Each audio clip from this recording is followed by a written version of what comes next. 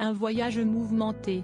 En novembre 2007, Carla Bruni est tombée sous le charme de Nicolas Sarkozy, alors président de la République, lors d'un dîner organisé par Jacques Séguéla. Un an plus tard, le couple a scellé son amour devant l'autel avant d'accueillir en 2011 une petite fille prénommée Giulia. Rapidement, l'interprète de Quelqu'un m'a dit a donc dû endosser le rôle de première dame. C'est avec cette nouvelle étiquette qu'elle s'est ainsi envolée outre-Manche, en 2008, pour assurer son premier voyage officiel aux côtés de son illustre époux.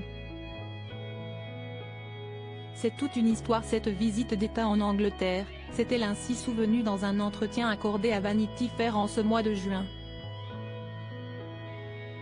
Si Carla Bruni a certainement été ravie d'aller à la rencontre de la famille royale britannique, celle-ci a reçu un accueil très particulier de la part des journaux locaux, comme elle l'a détaillé auprès de nos confrères. Le jour même où nous arrivons, la presse britannique s'était déchaînée en publiant une ancienne photo de moi, nue, prise par Michel Comte, qui avait été vendue aux enchères pour la lutte contre le sida.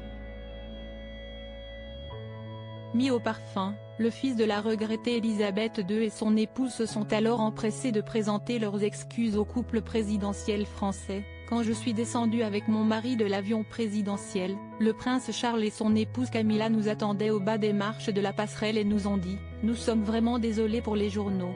Supérieure à Carla Bruni, Aurélie Filippetti, Ramayad, elles ont craqué pour un homme d'un autre bord politique Nicolas Sarkozy, ce tendre souvenir qu'il garde de son premier voyage d'État avec Carla Bruni. Si la presse anglaise n'a pas manqué d'afficher Carla Bruni dans une posture délicate pour son premier voyage officiel en tant que première dame, l'époux de cette dernière garde un très bon souvenir de ce moment.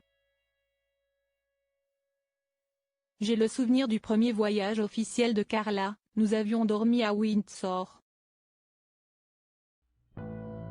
Nous sommes arrivés à l'entrée de cette petite ville, la reine nous attendait, il y avait un carrosse tout blanc tiré par 8 chevaux blancs dans lequel je suis montée aux côtés d'Elisabeth II, s'était ainsi rappelé Nicolas Sarkozy sur le plateau du Grand Échiquier, France 3, en juillet 2022.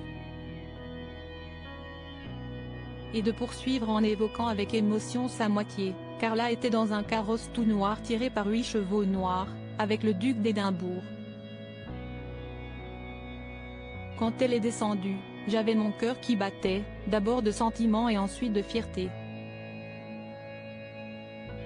Avec son petit chapeau sur la tête, je me suis dit, on est dans Breakfast at Tiffany's, et quand elle a fait la révérence, je l'aurais épousée une deuxième fois.